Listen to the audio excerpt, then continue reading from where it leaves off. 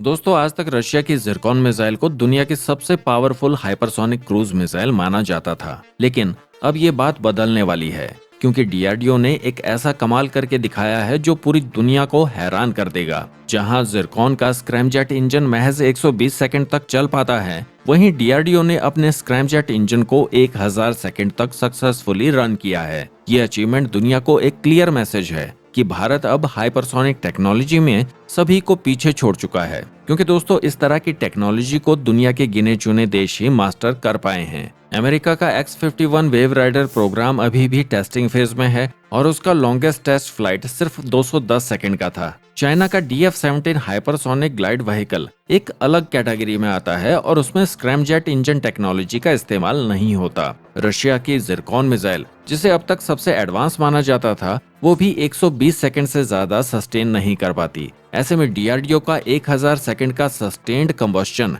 एक unprecedented achievement है। इस ब्रेक थ्रू को और बेटर समझने के लिए हमें हाइपरसोनिक मिसाइल की डिफरेंट कैटेगरीज को समझना होगा। ब्रॉडली इन्हें 3 कैटेगरीज में डिवाइड किया जाता है। पहली कैटेगरी है इंटरकॉन्टिनेंटल बैलिस्टिक मिसाइल की, जो टर्मिनल फेज में हाइपरसोनिक होती है। दूसरी कैटेगरी हाइपरसोनिक ग्लाइड व्हीकल्स की है और तीसरी कैटेगरी है क्रूज मिसाइल्स की, जिसमें स्क्रैमजेट इंजन का यूज होता है। डीआरडीओ की ये लेटेस्ट अचीवमेंट तीसरी कैटेगरी में आती है, जो टेक्निकल दृष्टि से सबसे ज्यादा चैलेंजिंग मानी जाती है। दोस्तों, स्क्रैमजेट इंजन एक ऐसी टेक्नोलॉजी है जो हाइपरसोनिक मिसाइल को उसकी डेडली कैपेबिलिटी देती है। ये इंजन एटमॉस्फेरिक ऑक्सीजन का यूज करता है, जिससे मिसाइल को एक्स्ट्रा ऑक्सीडाइजर कैरी करने की जरूरत नहीं पड़ती। नतीजतन मिसाइल का वेट कम होता है और उसकी रेंज बढ़ जाती है। इसके लिए मिसाइल का नोज डिजाइन इस तरह से किया जाता है कि एयर मॉलिक्यूल्स को ग्रेजुअली कंप्रेस किया जा सके, जिससे स्टैग्नेशन पॉइंट क्रॉस नहीं होता और एफिशिएंट कंबस्शन मेंटेन रहता है।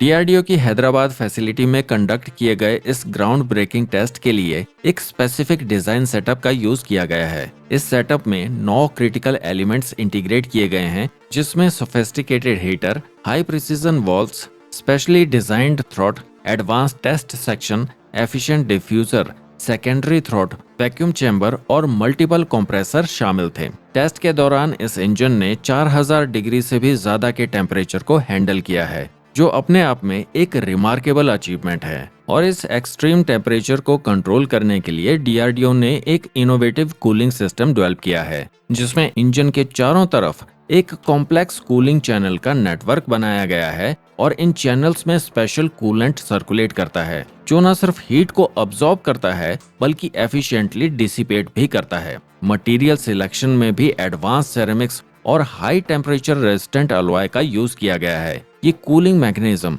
न सिर्फ इंजन को प्रोटेक्ट करता है बल्कि मिसाइल के अन्य क्रिटिकल कंपोनेंट्स जैसे कि सेंसर और वॉरहेड को भी एक्सट्रीम हीट से बचाता है। परफॉर्मेंस वाइज ये इंजन मार्क 5 से मार्क 6 की स्पीड मेंटेन कर सकता है, यानी कि साउंड की स्पीड से भी 5 से 6 गुना तेज। इतनी ट्रमेंडस स्पीड की वजह से ये मिसाइल किसी भी एनिमी एयर डिफेंस सिस्टम के लिए एक नाइटमेयर साबित होगी, क्योंकि इतनी हाई स्पीड पर उड़ती हुई मिसाइल को ट्रैक करना और इंटरसेप्ट करना ऑलमोस्ट इम्पॉसिबल होता है। और दोस्तों, मिलिट्री पर्सपेक्टिव से भी ये टेक्नोलॉजी भारत को एक यूनिक स्ट्रेटेजिक एडवांटेज देगी, क्योंकि ट्रेडिशनल बैलिस्टिक मिसाइल की ट्रेजेक्टरी प्रिडिक्टेबल होती है, लेकिन स्क्रैमजेट इंजन पावर्ड मिसाइल्स अपनी ट्रेजेक्टरी को मिड फ्लाइट में चेंज कर सकती है। इससे एनिमी एयर डिफेंस सिस्टम को कंफ्यूज किया जा सकता है। साथ ही हाई स्पीड पर मिसाइल का इंफ्रारेड सिग्नेचर भी कम होता है, जिससे इसे डिटेक्ट करना और भी डिफिकल्ट हो जाता है। इस टेक्नोलॉजी से डेवलप की गई मिसाइल 2000 किलोमीटर की रेंज कवर कर सकती है,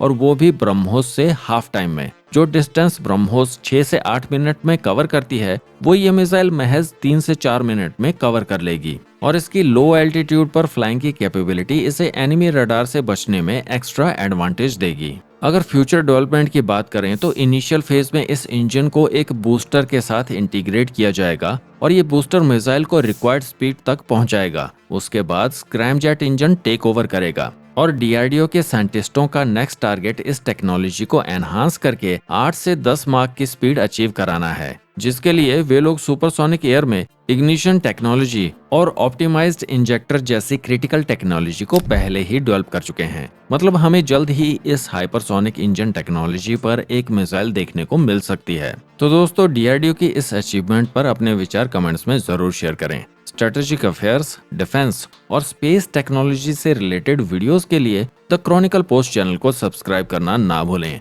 हम जल्द मिलेंगे एक नई वीडियो के साथ। Till then take care. जय हिंद।